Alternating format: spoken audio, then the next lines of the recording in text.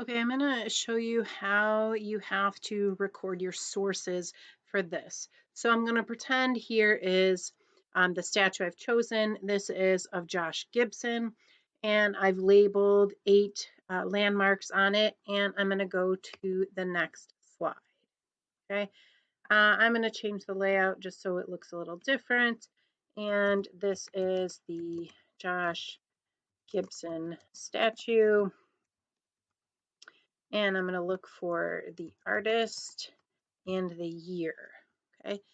And I did a Google search and I found this article, okay, which gives a little bit of information about Josh Gibson, who is featured in the statue, and also a little bit about the artist, okay? And it tells me when it was made and who it was made by. So this is a great article, okay? So I'm going to copy the link here, okay?